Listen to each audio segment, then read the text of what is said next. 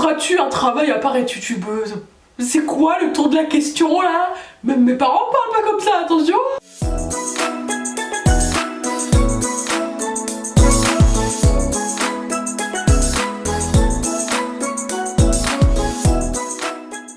Hello la Precious Team, j'espère que vous allez bien. Alors aujourd'hui je décide de tourner la FAQ because vous avez beaucoup de questions. C'est anonyme hein, donc je vais pas dropper des noms, je vais pas dropper des arrobases. Aujourd'hui on est dans un délire 100% motif vache parce que moi je suis une très grande fan des vaches. Genre mon goal dans la vie c'est de faire un bisou sur le nez d'une vache. Tu sais ils ont des nez, ils sont grave larges, ils sont trop choux tu vois. Bref ça doit être... Vas-y chacun son truc. Première question qui est revenue super souvent. Quelles sont mes origines? Donc je suis éthiopienne par ma mère et martiniquaise par mon père. Et je suis née à La Réunion, voilà, je suis née sur l'île de La Réunion. J'aimerais beaucoup y retourner parce que du coup bah j'ai rien vu hein. J'ai rien vu, autant en Éthiopie et en Martinique j'y suis allée, mais La Réunion pas du tout. Catch me soon dans ces trois pays déjà. Aimerais-tu créer ta propre marque de produits pour les cheveux?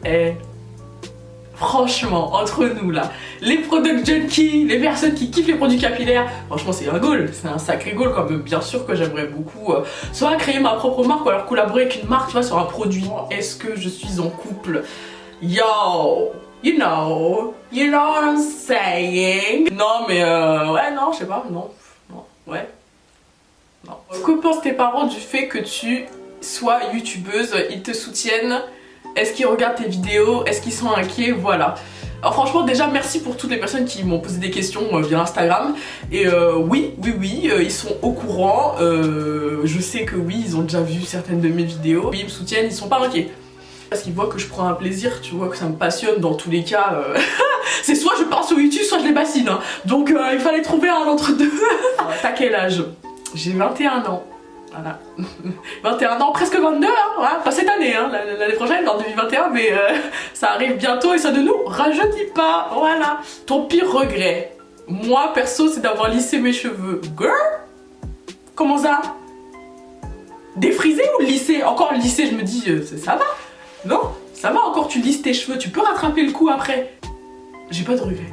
Non, j'ai pas de regrets, je me dis que les choses si elles arrivent c'est parce que voilà c'est comme ça, elles arrivent, je peux pas regretter un truc ou regretter de pas avoir fait ci ou d'avoir fait ça ou de je me dis c'est fait, tu vois, on va pas tout le temps ressasser le passé, à un moment donné faut avancer. J'espère que t'as pu rattraper tes cheveux si jamais il y a une histoire ou du damage, je sais pas quoi. À part les réseaux, tu continues des études, un travail, donc non. De base je suis partie sur une année sabbatique, j'étais en licence de langue étrangère appliquée, ça ne me plaisait absolument pas, mais pas du tout. Moi ma phobie c'est qu'on m'oblige à faire quelque chose que je veux pas faire. Tu vois, c'est comme ça, on peut pas, je suis pas comme ça. Mais j'aimerais beaucoup reprendre des études dans le make-up. Beaucoup, parce que j'aimerais avoir un diplôme dans le make-up. Je vis des réseaux sociaux. D'ailleurs, il y a une question qui me demande est-ce que je peux vivre des réseaux? Oui, mais il y aura une petite partie à la fin de cette vidéo dans laquelle je vais parler des partenariats. Les petits créateurs ou les grands créateurs, peu importe les personnes qui vont tomber sur cette vidéo là, ici là, vous avez intérêt d'écouter la fin, d'accord? Parce que c'est important, ok? C'est pas une question mais quand tu seras famous, oublie pas les vrais. Je vous aime trop, pas de soucis girl, I got you. Quand trouveras-tu un travail à part être youtubeuse? C'est quoi le tour de la question là? Même mes parents parlent pas comme ça, attention. Plus jeune, est-ce que t'étais aussi à l'aise que maintenant avec tes cheveux ou t'as déjà songé au défrisage? En fait quand j'étais plus jeune, je me préoccupais pas de mes cheveux, c'est-à-dire ma mère s'occupait de mes cheveux mais j'étais pas du tout... Oui j'étais à l'aise mais ça me faisait ni chaud ni froid, rien à voir avec aujourd'hui. J'étais totalement insensible à mes cheveux. Jamais, au grand jamais, voilà, même s'il faut pas dire jamais, mais j'ai jamais pensé au défrisage hein. Thank you mom, parce qu'il y a une de mes sœurs qui est passée par là. Grosse force à elle. Il y a une de mes sœurs qui est passée par le défrisage parce qu'elle lui a défrisé les cheveux. Il y a une autre sœur, désolée je drop du thé sur vous. J'ai une deuxième sœur qui elle voulait pas prendre soin de ses cheveux hein, moi je suis la relève de vous tous là. Elle voulait pas prendre soin de ses cheveux. Ma mère elle l'a emmenée chez le coiffeur, elle a dit t'inquiète on va te faire une coiffure et tout. Elle a dit à la coiffeuse vous pouvez lui raser la tête. Elle est sortie du coiffeur avec le crâne rasé. Après d'un côté c'est bien, elle a fait un big shock tu vois au final. C'est un big shock mais à l'époque il n'y avait pas cette conscience capillaire de se dire je repars sur une bonne base. C'était toujours un échec tu vois. C'est quoi ta position préférée? Alors, si c'est une position pour dormir, j'aime énormément dormir sur le côté. Comment tu fais pour avoir un aussi beau corps? Régime, sport? Merci, déjà merci beaucoup. Et je ne fais aucun régime, je ne fais pas du tout de sport. Et je mange McDo et KFC et Burger King très souvent. Je mange beaucoup, oh là là, depuis le confinement là. Voilà. Des fois je suis à deux doigts de dormir et je me réveille, je fais ah ouais non mais j'ai faim, attends je vais quand même manger avant de me coucher. Alors que je pourrais me coucher sans. Tu es croyante? Oui, je suis croyante. Je suis pas du genre à exposer ma religion, tout ça, je trouve que c'est quelque chose de très personnel. Donc oui, mais oui, je suis croyante. Cristal, c'est ton vrai prénom? Are you kidding me? Like, j'ai peut-être m'appeler comment sinon? Non, non, parce que attends, déjà, j'espère que vous n'êtes pas en train de me dire que le nom Cristal ne me va pas. Je mal le prends quand même. Ah là là, franchement, vous faites trop rire là-dessus. Hein. Ah ouais, moi je dis la vérité. Hein. Tu as des frères et sœurs? Oui, je suis la dernière d'une fratrie de 5 enfants. J'ai 2 grandes sœurs et 2 grands frères. Où te vois-tu vivre? Je me vois vraiment vivre soit à Paris, mais vraiment Paris, tu vois. Ou alors j'aimerais beaucoup vivre aux US. Hein. Ah ouais, en tant que personne extra, pourquoi pas aller dans un milieu extra? Tu sais ce que je veux dire ou pas? Quel est ton métier de rêve? Je pense que j'aimerais bien être boss lady, en mode j'aimerais bien créer ma propre entreprise dans le capillaire, ou tu vois, capillaire plus, ou make-up, mais plus capillaire. Ton style de gars, quel bail? Mon style de gars, vas-y, quelqu'un de créatif. J'aime bien les gens qui sont créatifs, j'aime bien les gens qui sont ambitieux, optimistes, quelqu'un de très positif, d'accord? Pas quelqu'un qui est toujours là, tous les jours on est fatigué. Je peux pas stagner, tu vois, c'est soit on avance ensemble, soit, tu vois. Bon écoutez, ça y est, je crois que j'ai fini de répondre à vos questions. Et là, la team, on va passer à la deuxième partie de la vidéo qui est les partenariats, les conseils que je pourrais donner. Donc que vous soyez créateur de contenu ou pas, je pense que la suite de la vidéo risque de vous intéresser. Déjà, on va commencer par le début.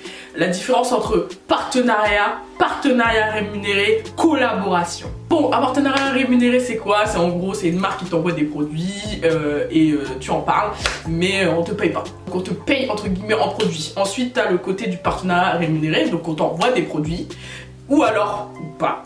Des fois, on te demande juste de parler d'une marque et on te paye. On te paye pour ce que tu fais.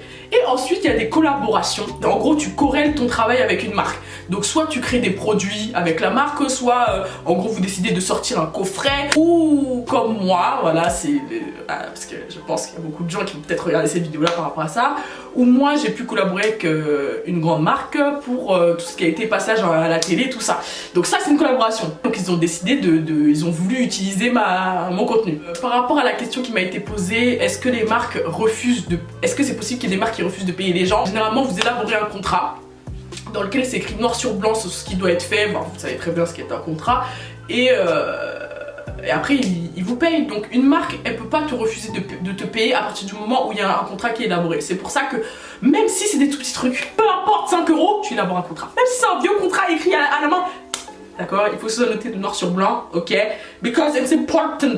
Là, je dis ça à tous les créateurs de contenu, grand, petit, moyen, peu importe votre taille, c'est le contrat. Là, il y a beaucoup de gens qui me posent encore des questions en mode comment ça se fait qu'ils t'ont contacté? Comment ceci que cette marque-là? Comment t'as travaillé avec eux? En fait, ce qu'il faut savoir, c'est que généralement, quand t'es sur les réseaux sociaux, c'est les marques qui viennent à toi. C'est pas toi qui vas vers les marques. Des fois, tu peux aller vers les marques parce que ça t'intéresse. Tu te dis, ouais, bon, j'aime bien cette marque-là, je vais tenter d'aller collaborer avec eux. Mais moi, pour l'instant,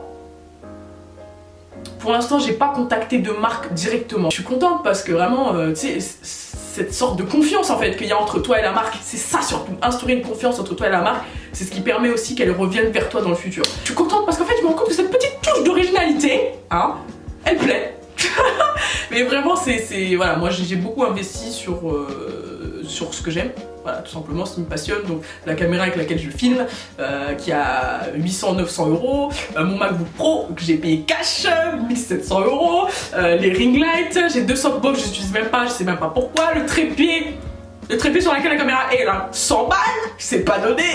Enfin, il y a beaucoup de trucs comme ça sur lesquels j'ai dû investir parce que je trouve que j'ai envie d'être fière de ce que je vois, tu vois. J'ai envie de me dire, ah ouais, quand même, je fais un bête de contenu, tu vois. Et je suis heureuse de voir que ça plaît aussi autant à vous, mes abonnés, que à des marques qui passent par là. Il y a quelque chose dont j'entends pas parler énormément et je me demande pourquoi. C'est le kit média. C'est en fait, généralement, hein, c'est sur une page et c'est un CV. C'est un CV de ce que tu as fait, de ce que tu sais faire, de ton domaine, de toi et surtout de tes statistiques. Mon kit média, il est sur une feuille. J'ai essayé de faire ça très esthétique, quelque chose qui me ressemble, quoi. Donc d'assez coloré, etc. Et en gros, vous avez une première partie dans laquelle vous allez dire de quoi, quel est votre domaine. Donc moi, c'est le capillaire. Ensuite, vous avez des statistiques, de préciser le nombre d'abonnés, le taux d'engagement, très important le taux d'engagement, parce que autant des fois il y a des marques qui veulent travailler avec des grands influx, mais actuellement les marques elles sont en train de revoir tout leur plan parce qu'elles se rendent compte qu'il y a des gens qui ont des communautés incroyables, mais l'impact sur ce qu'ils disent, il n'y a pas d'impact, et justement elles sont en train de chercher des micro ou macro influenceurs pour, tu vois, pour taffer avec eux justement, parce que il y a ce taux d'engagement, il y a une communauté qui est plus active et réactive. Et surtout les expériences principales que vous avez eues, parce que c'est le truc, ça cache l'œil, tu vois, ils se disent ah ouais, attends, cette meuf elle a travaillé avec telle personne, elle a fait ça, et puis elle a vu ça, et puis elle a été là. C'est important la team, faites un kit média. Là je parle vraiment pour mes créateurs de contenu qui sont ici, peu importe sur la plateforme que vous allez faire un long mail comme ça, vous droppez juste la pièce jointe et c'est terminé. Faut pas avoir peur de négocier la team, faut pas avoir peur de négocier, négocier c'est la base. Dans tout hein, il y a des marques qui proposent des prix. Après, c'est à toi de voir si ça te va, si ça te va pas. Mais généralement, quand il y a des marques qui viennent à toi qui te disent quel est ton prix, ne te dis pas oh, non, tu te dis écoute, en général, c'est ça. C'est comment? Oui ou non? Et tu sais, ça m'est déjà arrivé avec une marque qui m'avait dit écoutez, moi je vous propose un truc comme ça. On a l'habitude de faire ça avec les gens. J'ai dit quoi? Moi j'ai dit non, j'ai dit en tout cas moi personnellement, si vous voulez que je fasse du contenu par rapport à ça, je peux pas accepter votre demande. Voilà, moi je vous dis, moi c'est mon tarif pour ça et c'est mon tarif pour ça, est-ce que vous êtes ok ou pas? J'ai attendu un jour, 2 jours, pas de réponse. 3e jour, je reçois un mail. Finalement, nous avons réfléchi et nous sommes d'accord. Voilà la team, c'est la preuve qu'il faut négocier. N'ayez pas peur en fait. Faut pas avoir peur. Au pire, on vous dit non et c'est pas grave. Vous revenez sur, vous essayez de vous arranger, mais juste faut pas hésiter en fait. Niveau argent, toujours. Ce qu'il faut savoir, c'est que dans ce milieu, il n'y a pas de revenu fixe. Donc, un mois, tu peux avoir ça, l'autre mois pas du tout, tu peux avoir ça l'autre mois et l'autre mois c'est pas exactement pareil, bref c'est quelque chose d'assez, tu vois, c'est très spécial. Moi je le dis, je suis très reconnaissante et heureuse de pouvoir en fait vivre de ma passion et de voir que bon, il y a des marques qui me contactent parce qu'ils apprécient cette passion que j'ai pour ce que je fais, tu vois. Donc je trouve ça génial. Moi basiquement quand je suis venue sur les réseaux, j'étais pas du tout là. Alors pas du tout là. Mais je savais même pas qu'on pouvait gagner de l'argent avec YouTube les gars. Je savais même pas qu'on pouvait se faire de l'argent avec les réseaux sociaux. Pour vous dire, j'étais grave naïve. Premier truc qui est arrivé dans ma vie, c'est quand j'avais droppé ma vidéo par rapport à Fruitis, le Air Food, et ma vie a changé depuis. Non, ma vie elle a pas changé, mais en fait ouais voilà, donc j'ai pu travailler avec Garnier, très grande marque, et tout de suite je suis rentrée dans le milieu justement de l'influence, alors que moi j'étais juste là pour repartager ma vie, tu vois. J'étais là pour dire écoutez les gars, mes cheveux sont tellement hydratés, et voilà c'est tout. Voilà team, écoutez, c'est la fin de cette vidéo, j'espère vraiment qu'elle vous aura plu et ça m'a fait plaisir aussi de m'ouvrir un peu à vous. Je vous rappelle que cette bague là c'est même pas une bague, hein, c'est un bijou pour les cheveux, donc je vous fais d'énormes bisous, prenez soin de vous et see you soon.